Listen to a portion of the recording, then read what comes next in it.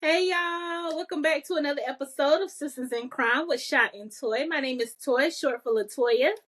And I'm Shauna, short for Shamia. And we are again back with another true crime case. I know the last one we talked about it was a little heavy. This may be heavy too, but I don't think it's as heavy or intense as the other one. I don't know. So I think it's up there. It ain't as I don't know. Because when they I was probably neck and neck. yeah. Okay. We promise next week it'll be something way Light. lighter. But Lighter.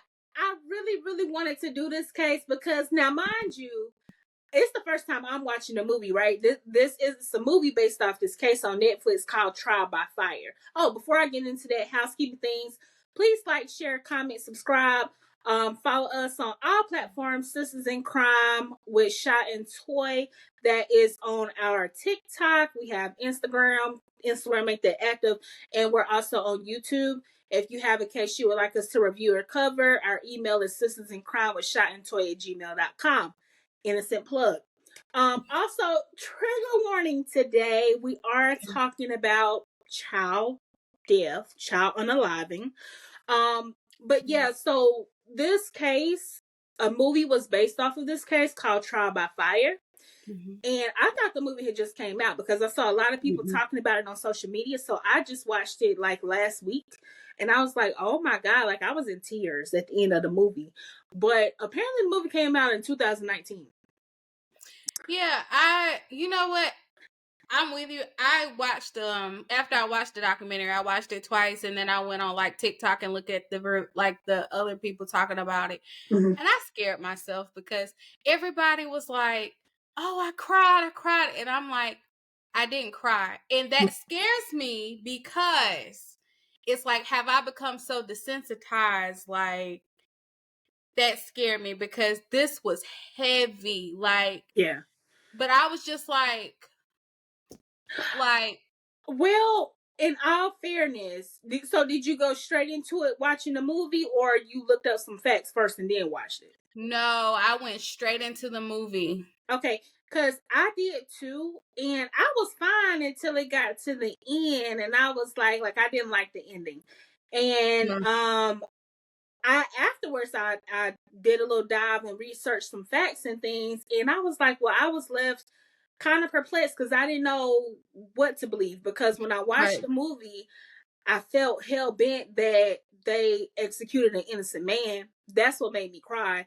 And then afterwards, and I looked up the research and some, information on the case, and I looked at the wife's social media handles and stuff, and I don't know. Yeah. Now I want to clarify, y'all, because I do not want anyone to think that I do not care and I'm not a compassionate person. I am very compassionate and I am typically an emotional person. Yeah. But it's just like, I guess looking at him and the life he lived. Yeah. I'm not saying that we're gonna get into it, but what I'm saying is, like, I'd rather just get into it. Well, let's get into it. Okay, so before we talk too much, so this case takes place in Corsicana, Texas. It occurred in 1991. So you have a man by the name of Cameron Todd Willingham who's married to a woman by the name of Stacy Quickendall. Between them, they have 3 children. All 3 are girls, so they have 3 daughters. They have a 2-year-old whose name is Amber, and then they have a set of twins. Now, Amber was 2 years old. Again, the twins were 1. The twins were Carmen and Cameron. All right. So from what media displays as if, they kind of were, I'm not going to say they were poor, but there were some financial troubles in there. Say all that to say it was a very strained relationship between the two. There was some abuse, domestic incidents, and things like that. Apparently, Stacy was the only one working. Todd was not working. Was a problem for me. Yes. And Cameron Todd Willingham, it was some allegations of like infidelity and things like that. But he referred like he's kind of like a stay-at-home dad type of deal. So basically, December 23rd, 1991, we're just gonna get right into it. Cameron was asleep. The father was asleep, and allegedly a fire started. He was now Stacy, the wife. She just so happened to be at the Salvation Army because this was 2 days before Christmas, and she was at the Salvation Army buying Christmas presents for the girls. Now, Cameron Todd Willingham was the only one to survive, so all 3 girls died in the fire. Now, they say that he did everything he could. Well, he alleges he did everything he could to get the girls out. He just wasn't able to. But eyewitness accounts from like neighbors and things like that said that he was more so worried about getting his vehicle away from the house than trying to get the children. And they were encouraging him to go back inside to get the kids. And his affect was kind of strange when police came around and things like that as well. So everybody started giving him the side eye, right? The case goes to trial in 1992, and prosecutors allege that he intentionally set fire to his home to unalive his own children. And allegedly this was possibly because they were strained financially. It he ended up being convicted. However, there was just too much. I don't think it was beyond reasonable doubt. Like, I don't think, like, it was too much circumstantial stuff. A lot of he say, she say, some backwards things going on, Yeah. underhanded stuff. And it was also for the fact that he didn't have a good rep in the community already. Right. You know, the infidelity, the drinking, all the things. They already had a negative, idea about him. Yes. Or a perception of him anyway. So it's kind of like this thing, yeah, Yeah. and it's not right. You know what I mean? Like, everybody deserves a fair trial. Mm-hmm. You know what I mean? So I was looking at that kind of, and then there was an alleged confession to another inmate that he confessed. Yes. And I'm gonna be honest, those inmate confessions are a little tricky for me because it's like they're doing it to get time off their sentence or whatever the reward may be, right? Exactly. So it's like, can you really take their word for it and really believe what they said happened? Because at the end of the day, they're doing it to, like you said, get time off their sentence. Eyewitness testimony, especially from jailhouse inmates, that's not reliable at all. Because what are your intentions and your motivation behind it? Right. You know what I mean? Like, I'm sorry, I'm just not buying that. Yeah. I'm always a little iffy. Even with the Aisha degree case that we've been talking about, for a while on our channel, there's been some inmate confessions allegedly, reporting, and it just nothing pans out. It's literally a dead end. Exactly. And also, I forgot to mention how the prosecution was also alleging that he possibly set the fire to cover up child abuse. Now, while it was known that he was abusing his wife, even Stacy herself told them that he never abused the children. So that was also something alleged. And, she said the kids were spoiled. Basically, the kids were perfect. Yeah. But she was abused by him. But she said he never abused the children. Oh, another thing I wanted to emphasize, and it does matter too, because they were alleging that when he allegedly set the fire, he did it in like the shape of a pentagram or whatever they call it. Yes. And it's like, like, I'm not, like, Texas is down south to me. I'm not sure if it's considered like the Southern Bible Belt. But when people hear that and it's children, and when someone hears that, it's like he devil worshiping or something like that. Like, yeah. But that's allegedly what he did. Allegedly. Yes. So and to get back to the jailhouse informant, his name was Johnny Webb. Yeah. Now, Johnny has recanted his original claims But it still unfortunately did not help Cameron Todd, which I thought was bizarre because he sent a motion to recant testimony to the prosecutor who prosecuted this case, John Jackson, saying that, Cameron Todd was innocent and basically saying that he lied and he recanted or whatever, but they denied. Because apparently, okay, so let me paint this picture. Apparently, there was a deal between Johnny Webb and the prosecutor that, hey, if you testify against him, we'll reduce your sentence. Yes. So that's why he did that, because he was Cameron Todd's roommate.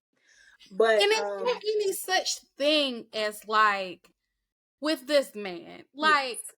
I could not do something like that. Just lie on someone. I get getting a sentence reduced would be amazing. Mm-hmm. But like to just shit on somebody like that who's facing the death penalty. Mm-hmm. Listen. And also remember, right? So Cameron Todd, because you mentioned the pentagram. Cameron Todd also had a tattoo of a skull with like a snake. So they used that, got some cuckoo psychiatrist on the stand to say that Cameron Todd was a sociopath. You see what I mean? Like, it's not fair. Now, mind if they're not connected, like, that's insane. And this psychiatrist, they had a nickname for him. His nickname was Dr. Death. And that was because they always brought him in to testify in cases where the death penalty was on the table. Yeah. Now, before he died, the American Psychiatric Association he was expelled from that association, and he was also expelled from the Texas Society of Psychiatric Physicians due to unethical conduct. And rightfully so. He sounds like he definitely someone that did not need to be practicing. It sounds like he was on someone's payroll to say what needed to be said conveniently, Yes. He violated the code of ethics because he made all these determinations without even examining Cameron Todd. All he is going by is a tattoo. That's insane.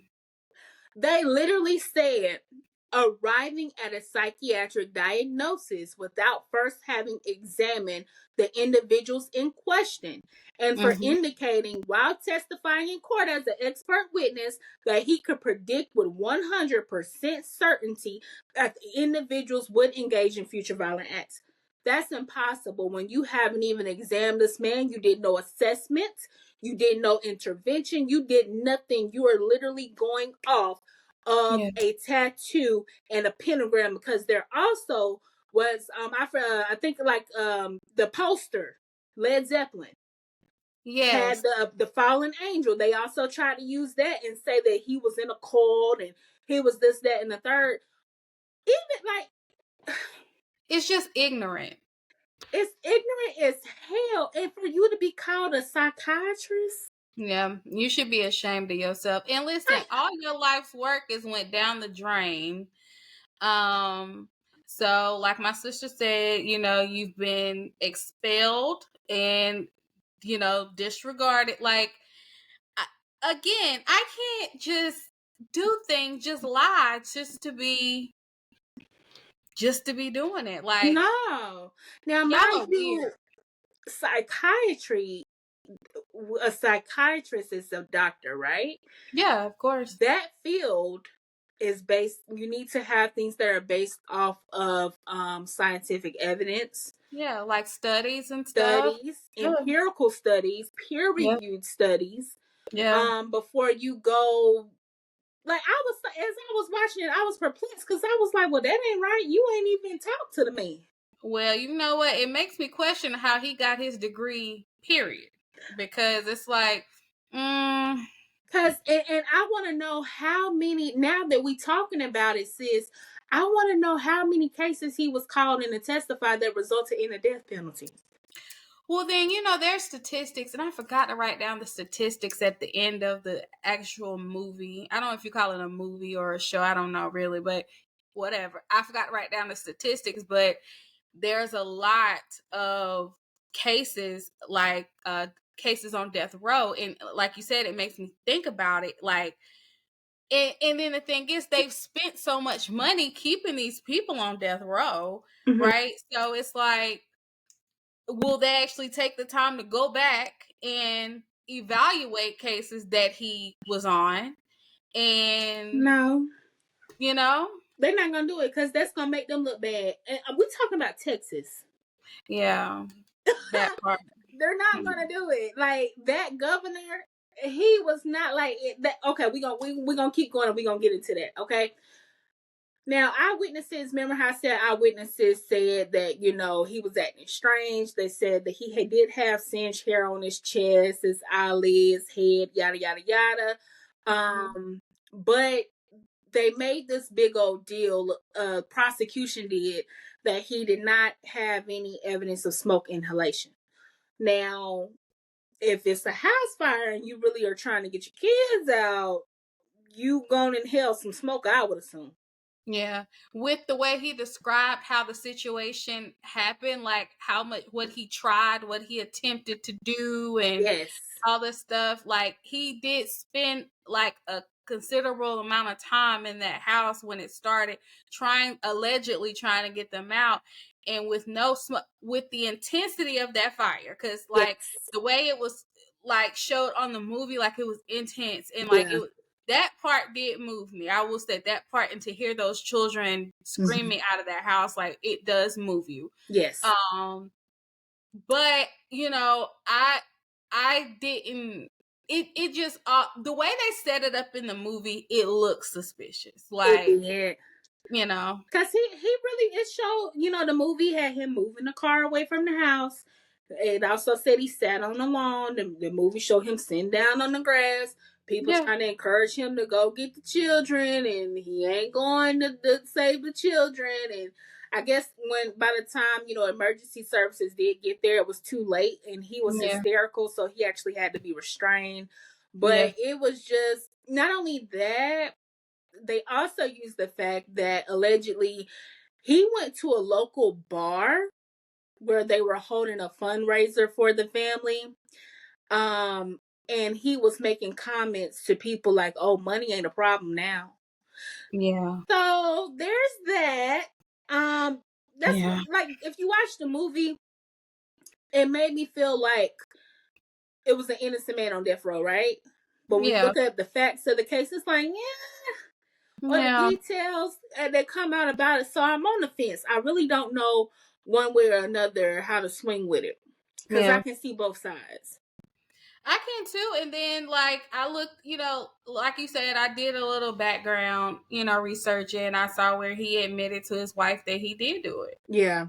Before they executed him. And it's just like but she said that and he denied it. Yeah. So there's another thing. Also, prosecutors tried to say that this was his third attempt to get rid of his children because he didn't want these kids. They said that before, he had tried, when Stacy was pregnant, he tried to push her down the stairs to cause miscarriages. And he also attempted to have her have abortions both times she was pregnant, because remember, the second time it was twins. So allegedly he would abuse her to try to cause her to have miscarriages, and also wanted her to get an abortion. So they used that as saying, "Oh, this was his third attempt to take out his kids." Now, mind you, you very well may want to have an abortion, but there are several people that, decide not to go forward with it and have their children, and they love their children like any other parent. So I don't think that's solid proof that he did not want these kids. They were strapped for funds, and the reality is that children are a bill. Yeah. They are. And that's not to be like, you love children. Yeah. I definitely want to be a mom, and you love them, but the reality is it takes a level of responsibility, okay? And money. And it comes with a lot of funds. It just does. Yeah. And with this family working off one income, I'm pretty sure that it was definitely intense in that household. But, like you said, but that doesn't mean that he did this. You know what I mean? That's definitely could be a motive. That doesn't mean that he did this. And there just wasn't a lot of, in my opinion, there just wasn't a lot of solid evidence.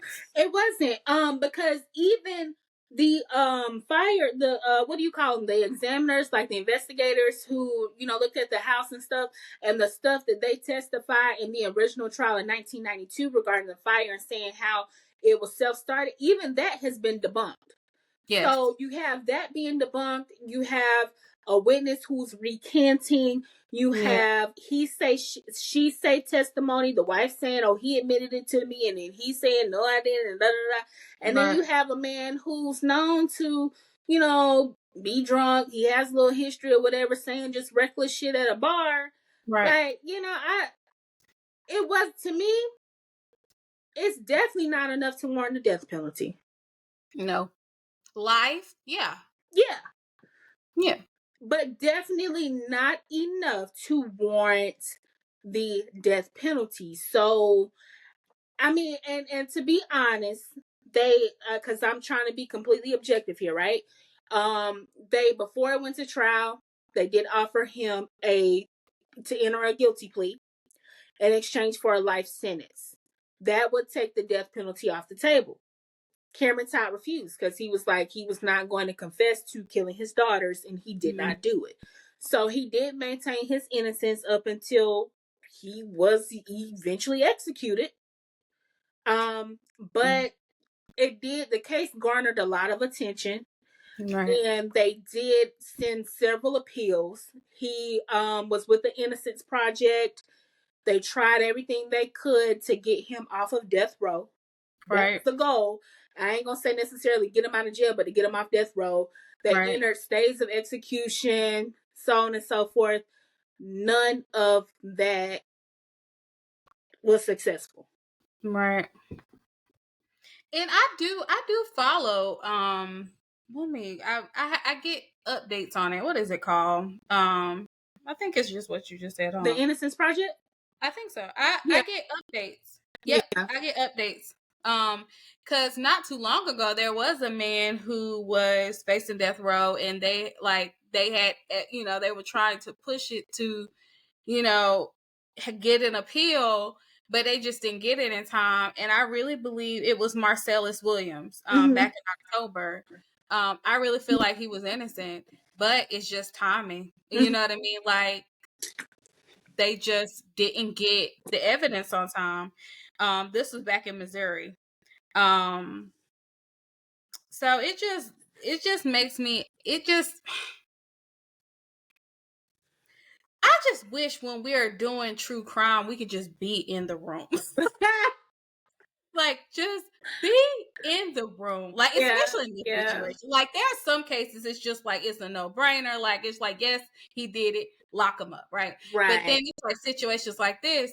Yeah, he was a bad man. But see, the thing is, though, if he didn't do that, he should not be locked up if he didn't do that. And I'm not a supporter of the death penalty, because I just feel like that's too close to playing God for me. Yeah. I'm not a advocate of that.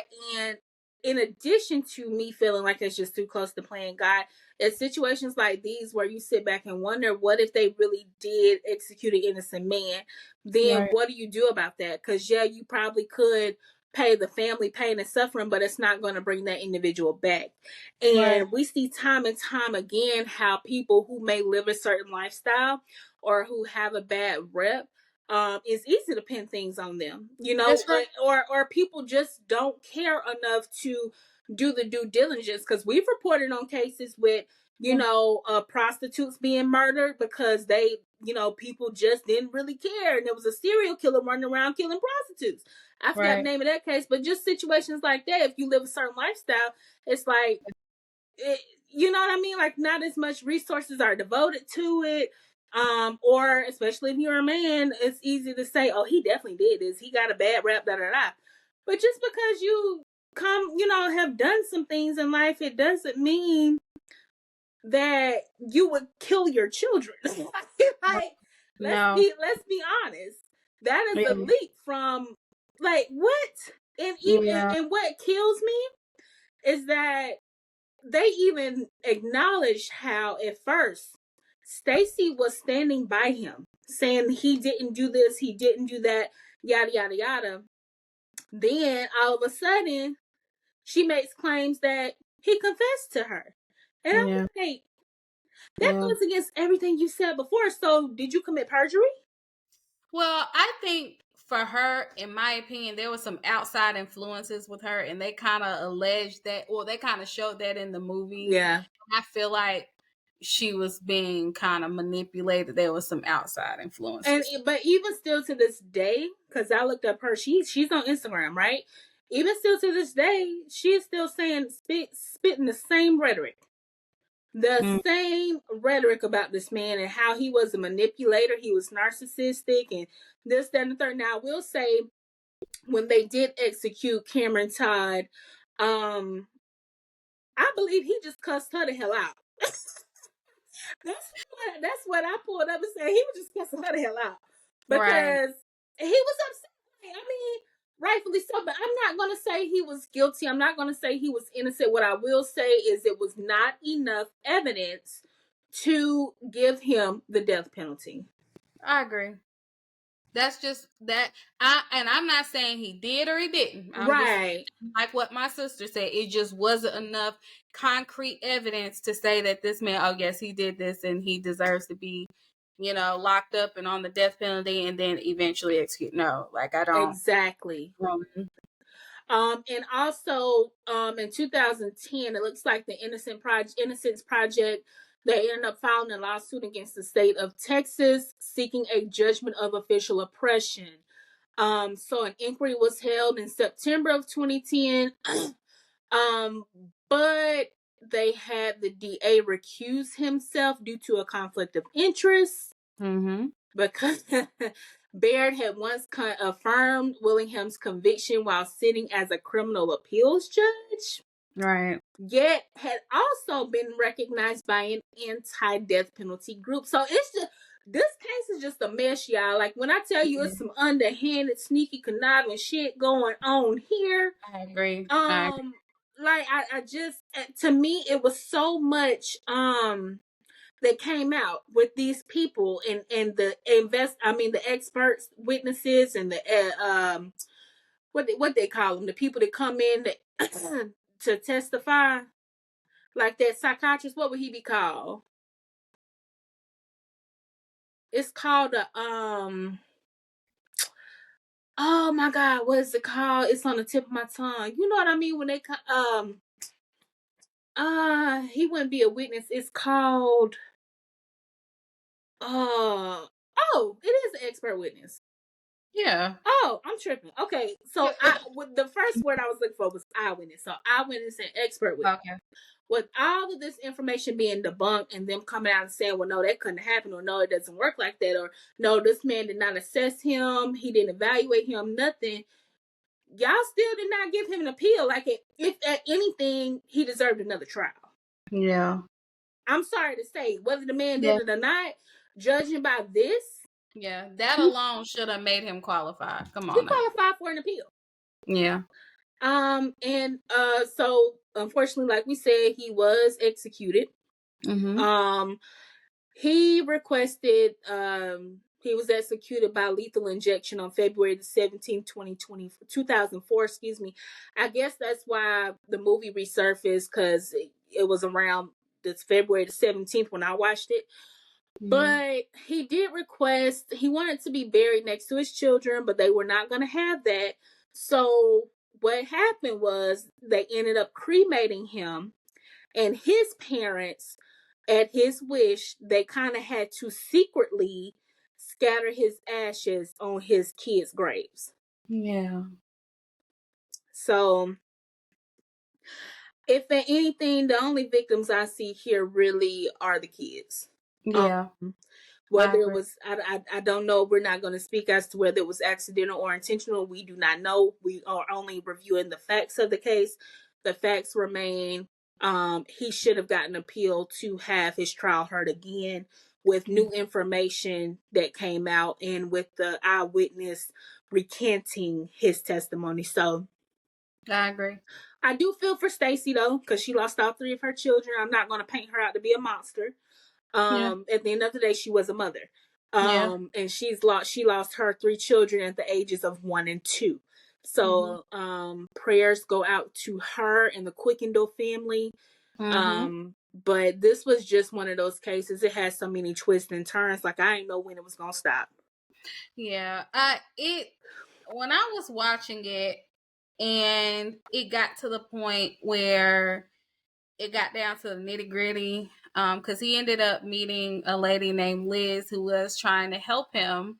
And at the end, they did find some substantial evidence that proved his innocence, but Liz did not make it to provide this evidence. Well, I think it did make it, but the evidence didn't make it. But it made it, but it still got denied. She did not make it. He wanted her there to be there for him and support him the day of his execution. And she got in a car wreck. Because she was on the phone to where she's paralyzed. But they denied it because she got in a car wreck because she was distracted while she was on the phone. And they were telling her they were not going to give him an appeal. Right. And it upset her because it was and they wouldn't grant him a stay of execution either. And she's literally on the way to his execution, got in a car accident, and she's paralyzed. Yeah. So. Yeah.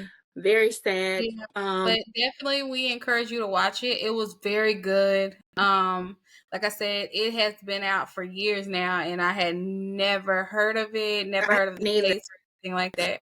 And I also will say, even though it is a movie, a lot of what was depicted in the movie were actually facts. So you can do like I did and Shamia did, go behind it and look up the facts of the case, and they kind of parallel each other. Now, now what I don't agree with is that the movie was not objective. It kind of painted Stacy in a really bad light and placed all the blame on her, kind of.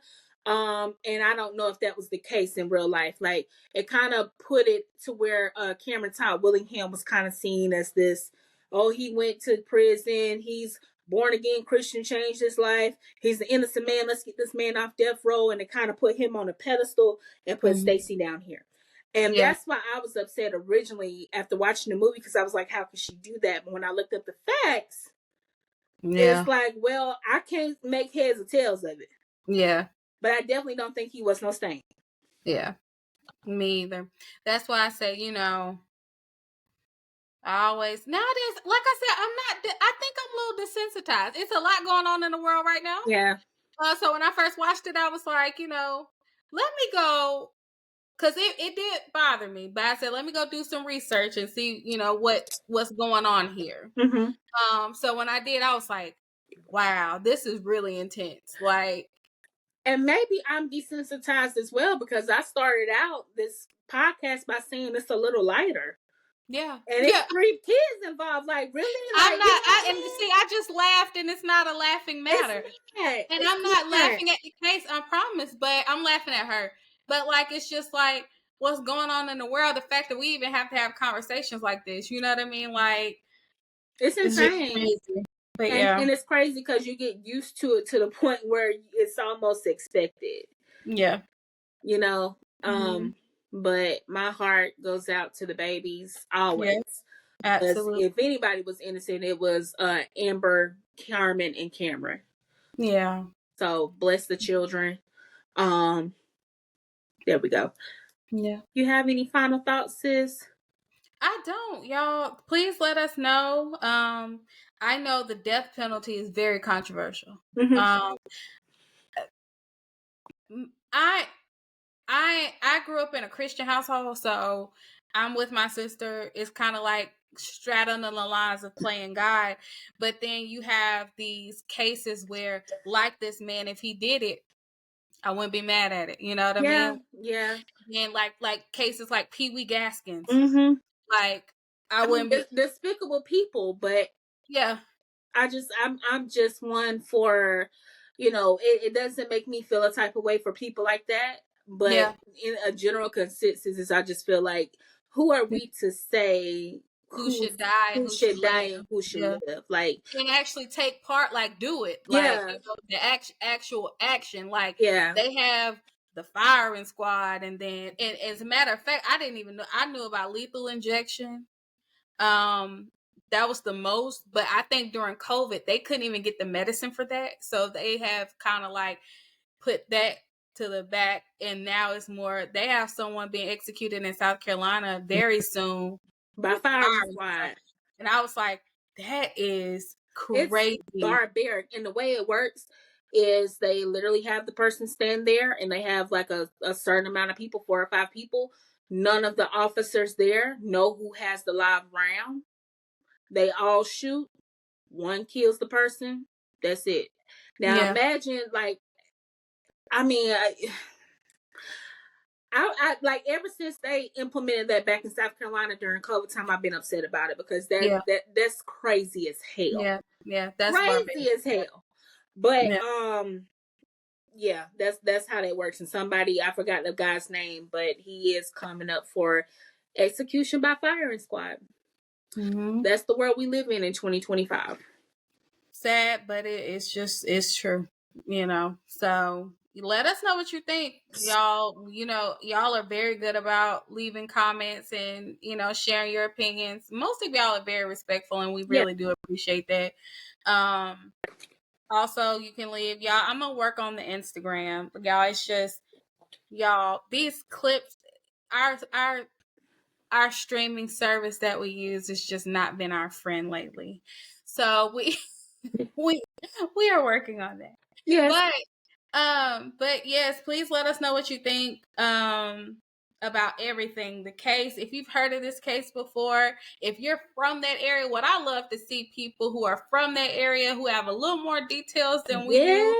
Someone from, you know, because don't live in that state. So, like, let us know if you knew them, or if you knew, you know some facts that we don't know. Let us know. Yeah. We love that. So, we're always uploading on Monday at 1 on YouTube, the full video, and you could always catch clips on our TikTok and Instagram.